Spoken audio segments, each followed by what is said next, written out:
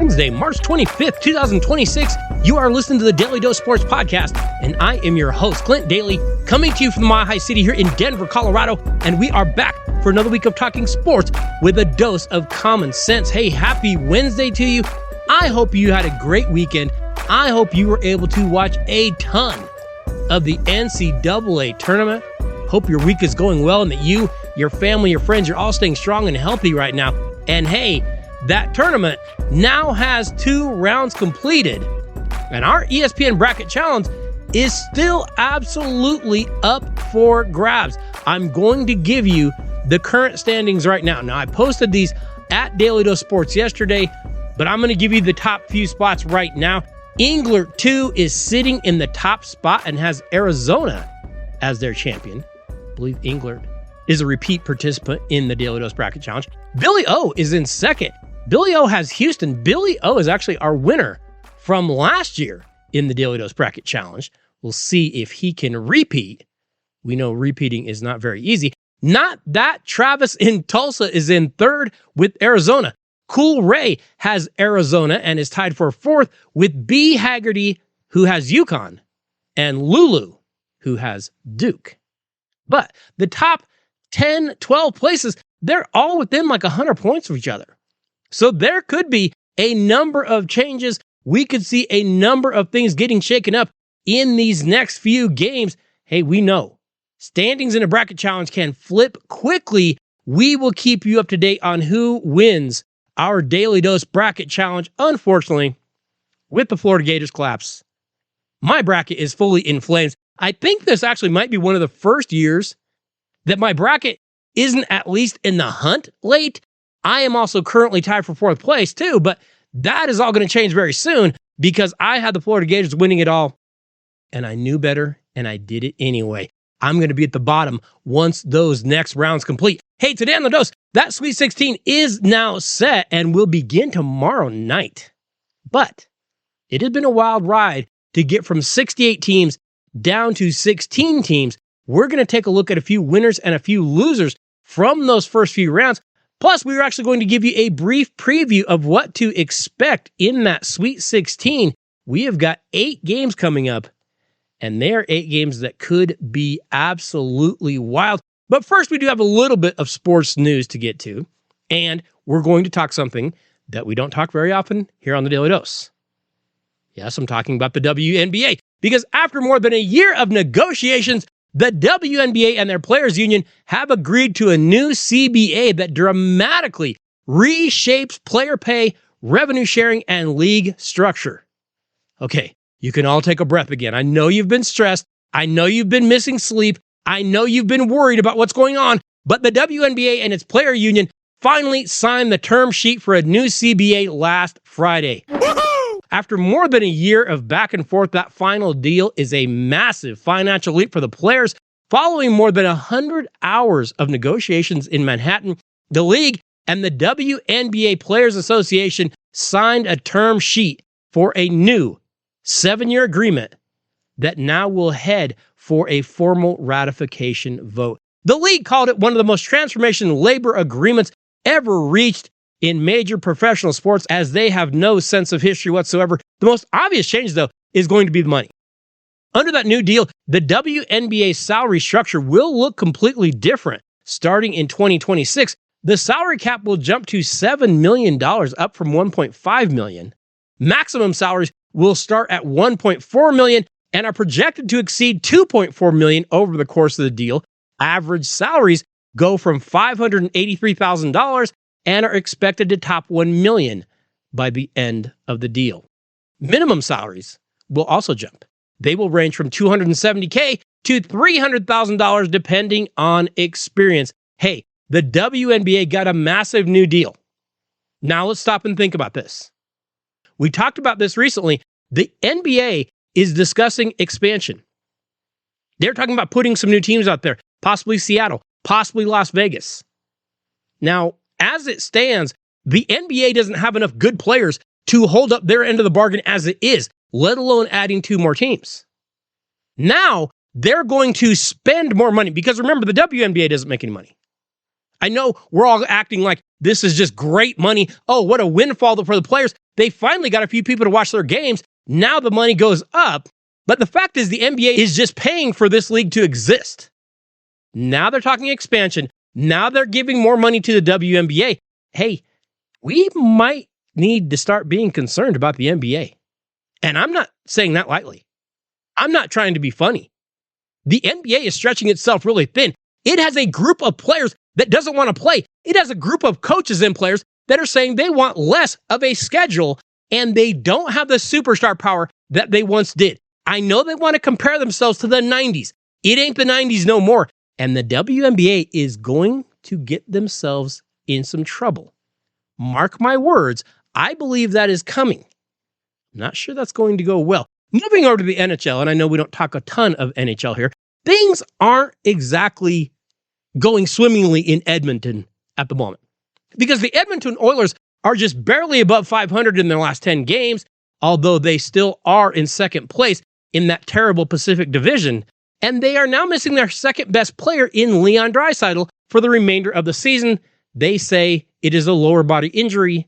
We know in hockey, who knows what that is. Could be a neck, could be an ear, could be an ankle. We have no idea. But this past Saturday night, the Edmonton Oilers took another rough one. For one, they played the Tampa Bay Lightning. They lost that game. That was one part of it. That is bad enough.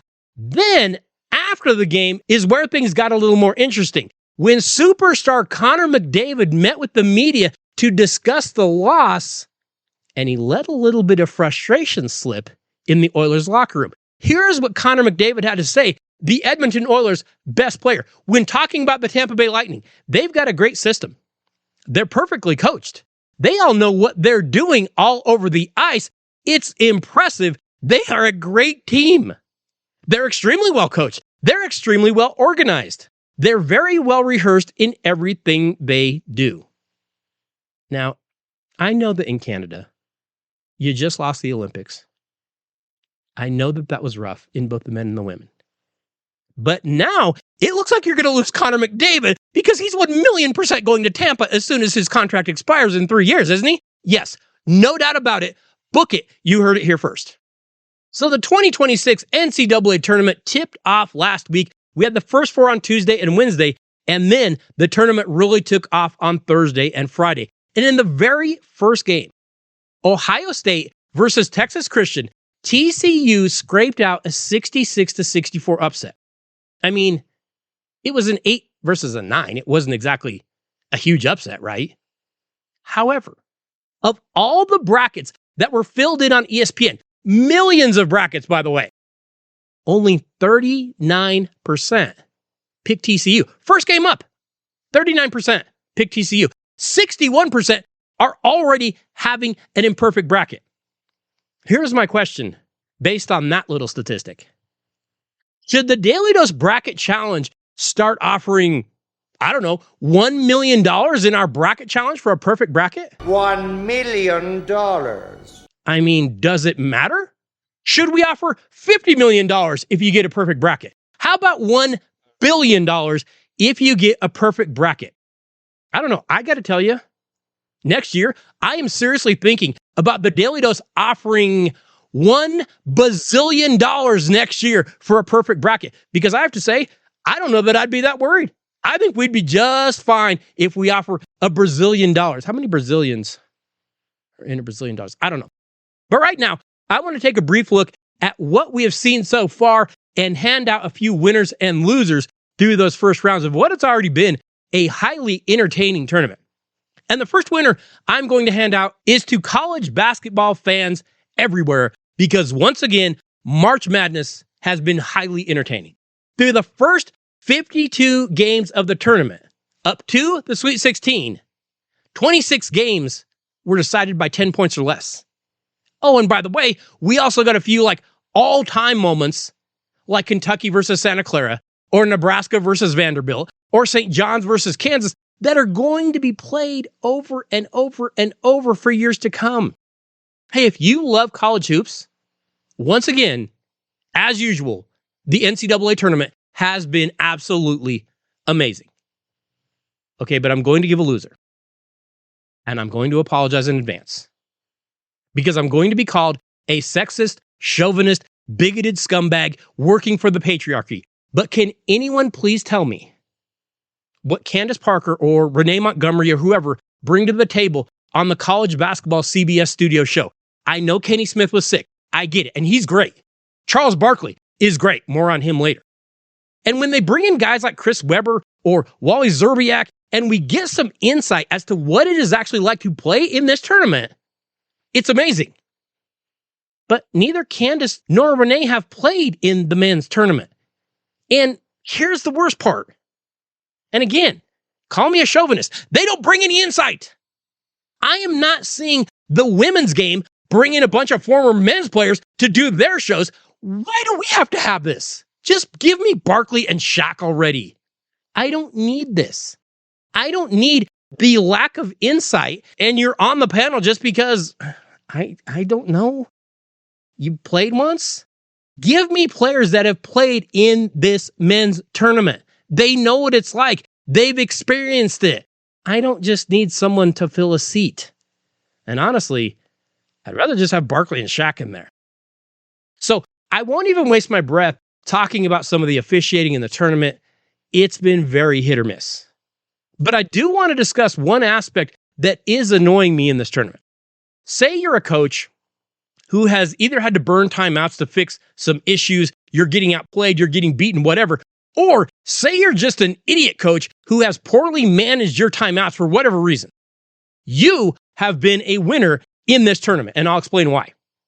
Because currently, NCAA officials have what I would call monitor addiction, and they keep going over the score table to look at the replay monitor to check time, or to check the score, or to check a foul, or to check a possession. And as annoying as that is, and it's annoying, it is allowing these teams who have burned their timeouts to just get extra timeouts.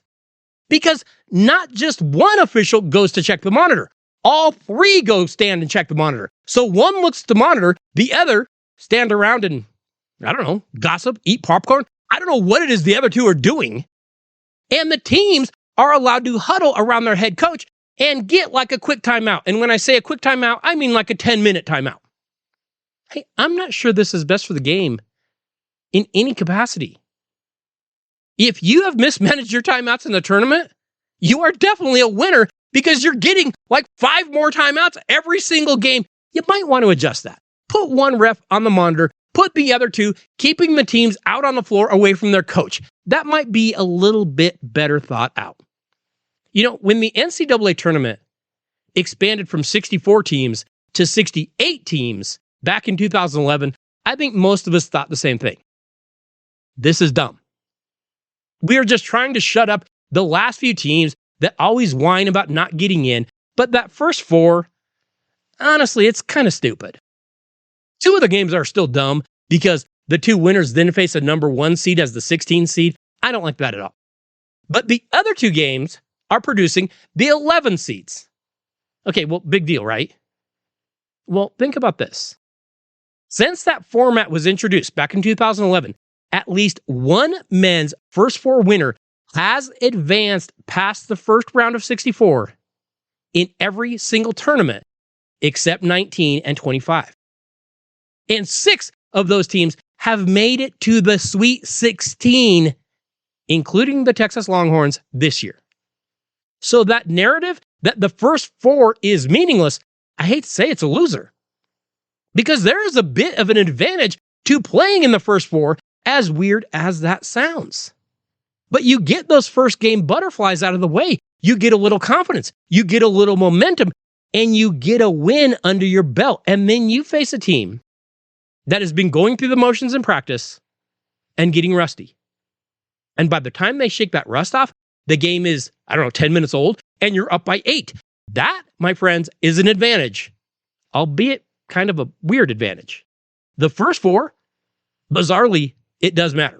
You know, I give this next guy a lot of winners here on the dose because we need more sports media members with actual brains in their heads. And I will say this, we need more of Charles Barkley, not less. This last week on that lovely CBS panel that I griped about earlier, Barkley was asked about how hard Michigan State head coach Tom Izzo coaches his kids. Because we know Izzo will yell at them. He will get after them, and he will sit them down if he doesn't like their effort. But check out this incredible take from Chuck on Tom Izzo this past week. The media, who don't know anything about sports because they never played, say like, why is he yelling at his players? That's called coaching. And he cares. And he cares. And the thing is, he said, if you don't want to be coached, you probably shouldn't come to Michigan State. I love the fact that he never backs down.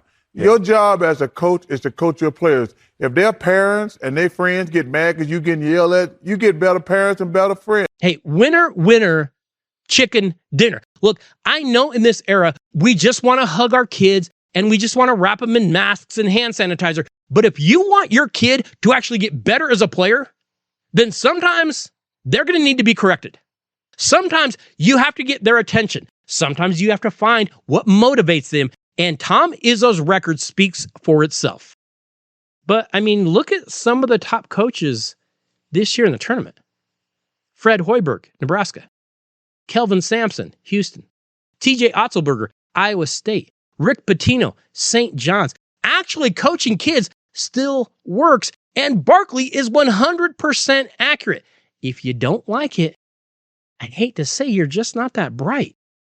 But I'm going to give a loser, and I'm going to give it to that Florida Gators squad specifically, but to repeat champions in general. Hey, it is tough to repeat. You have a massive target on your back all season. Teams are gunning for you every single time you take the floor. In the past 20 years, we have had a repeat champion just twice. And it has happened just 3 times in the past 50 plus years. And honestly, the problem isn't necessarily the teams involved. The problem is that we look at these teams like they are the defending champions. But even when all, 5 starters return, which is rare, the team is different. They aren't truly the defending champions. They are just trying to win the tournament again too, like the other 67 teams are doing as well. One last winner of the final 16 teams remaining in the country. I am going to give a big winner to a conference by the name of the Big Ten, because the Big Ten has 6 teams in the final 16. Michigan State, Nebraska, Illinois, Michigan, Purdue, and Iowa are all still alive. And while we thought the Big 12 was going to be the dominant conference in the postseason, and I mean, they've been good. The Big 12 has 3 teams in the Sweet 16, but the Big 10 has gone 13-3 in the tournament, and they're not done. Hey, the Big 10 is kind of rolling. I mean, they've won the last 3 college football championships, and now they are tearing it up in basketball too.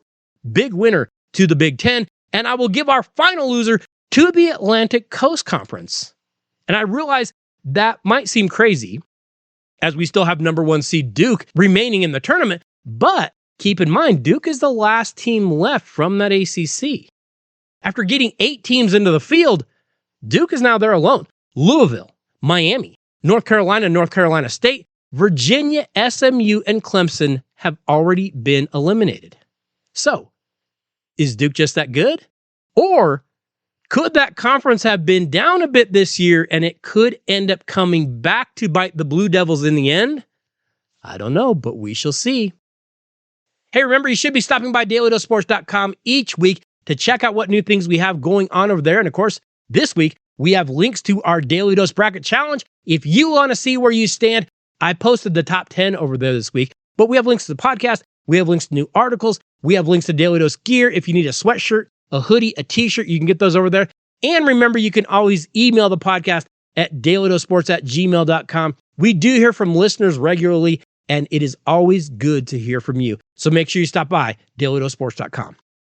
So let's go ahead and break down that Sweet 16 that begins tomorrow night. We have got 8 amazing games that I cannot wait for. Speaking of those first 4 teams that get rolling, hey, I'm not sure anyone expected the Texas Longhorns to get this far, but in that first game tomorrow night, they will be facing the Purdue Boilermakers after Texas has now rolled off 3 wins in a row. And then on the other side, after beating the 15 seed Queens on Friday in a blowout, Purdue scored a 79-69 win over the 7th seed Miami Hurricanes on Sunday. And remember, Purdue is facing a former Texas player and Longhorns assistant in head coach Jay Lucas. But Texas's Sean Miller is back in the Sweet 16 for the 9th time in 14 years, And he's now done it at 3 different schools: Xavier, Arizona, and Texas. Texas has now beat NC State, BYU, and Gonzaga on the way. And I'm telling you, Texas feels dangerous. Now, I look at this Texas versus Purdue matchup, and you think, well, the Boilermakers should roll. A number 2 versus a number 11? Oh, but I think this is going to be a lot closer than people think. Now, Purdue has that great backcourt, but they don't have the size that they used to in that Zach Edey era. And Texas is going to attack them inside. So what I want to see in this game, who can rebound? That's going to be big. I also want to watch who can play defense without fouling. When Texas defends without fouling, they can play with anyone. When they can't, they get themselves in trouble and they will get beat. I'm going to take Purdue in this first game. Not going to feel great about it. I think this is going to be a very tight game, but I will take Purdue to get the win. In the number 2 game, we get the Iowa Hawkeyes, who pulled one of the biggest upsets so far of the tournament when they outplayed the number 1 seeded Florida Gators. And head coach Ben McCollum, he flat out outcoached Florida Gators coach Todd Golden as the Hawkeyes pounded the Gators in a slow, deliberate rock fight on Sunday evening. Well, this next round might be a little bit of a tougher matchup, as Iowa will now face the number 4 seeded Nebraska Cornhuskers that play every single possession like their hair is on fire. Now, these two teams did face in the regular season this year in the Big Ten, and they split the series. But I just think Nebraska is playing at a better level, and I trust their backcourt here a little bit more. And it's interesting because when I watched Iowa on Sunday against Florida, I don't even know that Iowa played that well. I just thought Florida played really, really bad. Like almost every single player for Florida had the worst game of their season all on one day, and Iowa was the beneficiary of that, not to mention the fact that Todd Golden, had some sort of a brain lapse during that game. But I want you to think about this. Nebraska could go from never having won a game in the tournament to going to the Elite 8. And I think they're going to do this. I'm going to take Nebraska in game number 2. Moving to game number 3, the Arizona Wildcats have a history of bowing out early in this tournament, but they might change that this year because this Arizona team is loaded. After beating LIU and Utah State, the Wildcats will now face John Calipari's Arkansas Razorbacks. Hey, Calipari might have the best player in the country in Darius Acuff Jr. However, Arizona has got an insanely talented freshman in Koa Pete as well, and I think Koa Pete has way more help than Acuff does. Plus, we all know John Calipari seems to get worse the bigger the stakes get.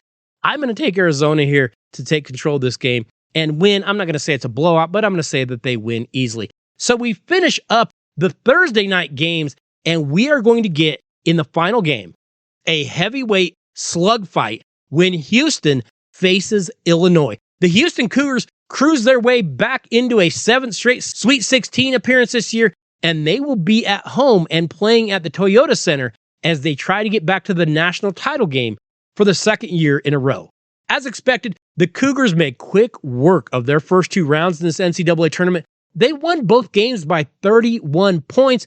They pounded Idaho, and then they booked their ticket to the Sweet 16 when they smacked Texas A&M as well. Meanwhile, Illinois heads into this matchup with a 26-8 overall record, and they finished 2nd in the Big Ten. But I think this game is going to be really fun. And I think it's the best game on Thursday night because we have clashing styles. Houston has that tenacious defense. Illinois has that high-flying offense. This is strength against strength. Illinois point guard Keaton Wagler is the Fighting Illini's leading scorer. He's averaging nearly 18 points a game, and he's really efficient in his shot selection. He doesn't waste his shots. He shoots 45% from the field as a guard. Pretty impressive. And he shoots 41% from three-point range. Also impressive. Well, Houston's going to have to slow him down if they're going to win this game. I'm going to give Houston the advantage playing at home. I think it's going to be tight, but I think this is going to be a really fun game. I will take the Cougars in a close one. Moving over to Friday night, I think we get a really interesting game in the opening game when we get those number 1 Duke Blue Devils facing the number 5 St. John's Red Storm. Now, the Blue Devils got an opening round scare against Siena. They had to scrape out what could have been a historic upset, but sometimes teams need to win that tight game. because then Duke blew out TCU. Meanwhile, the Johnnies blew out Northern Iowa, but then they had to hit a buzzer beater to slip past the Kansas Jayhawks in the round of 32.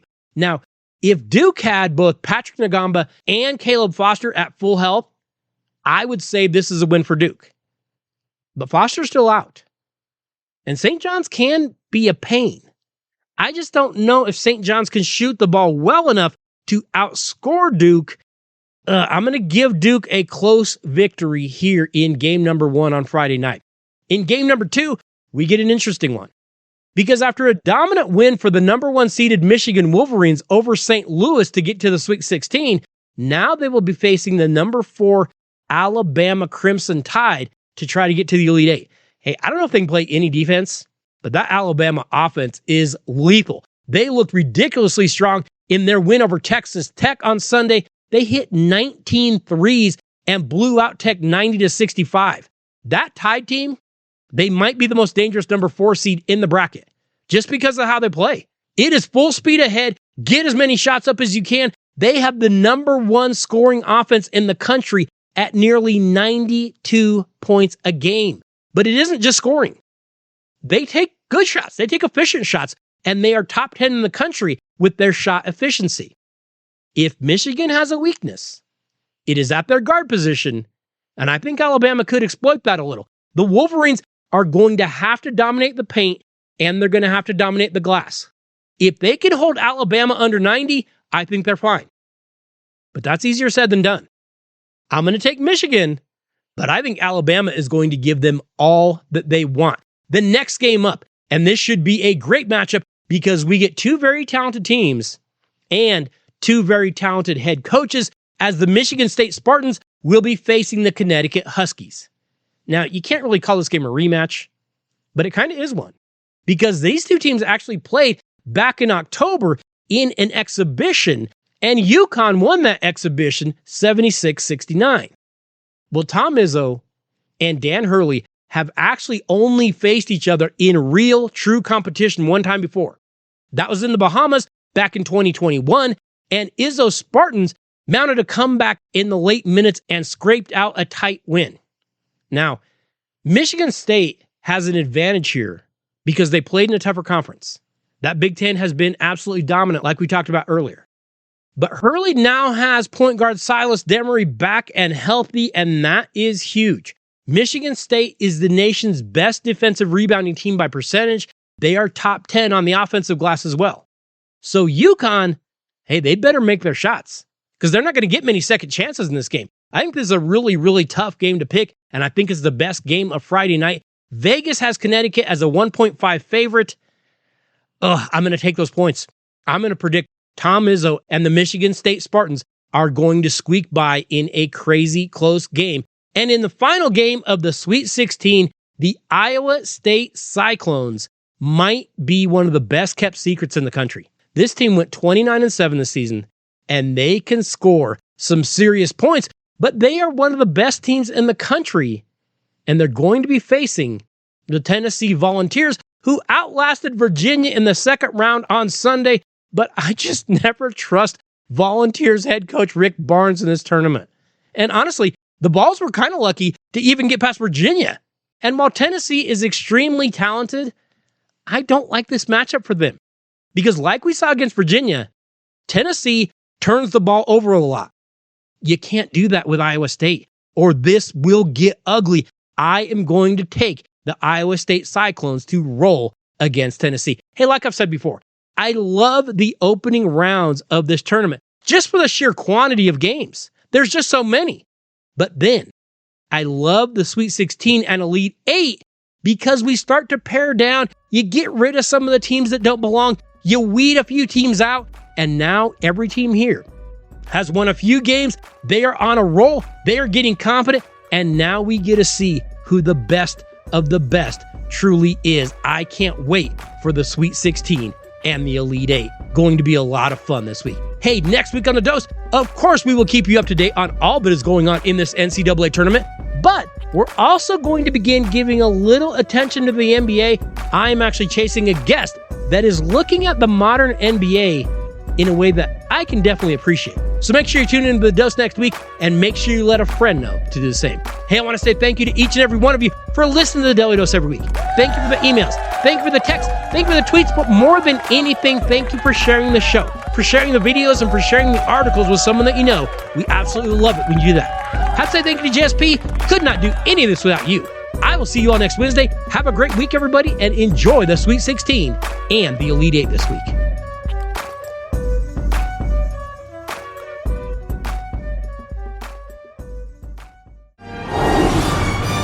$1 million.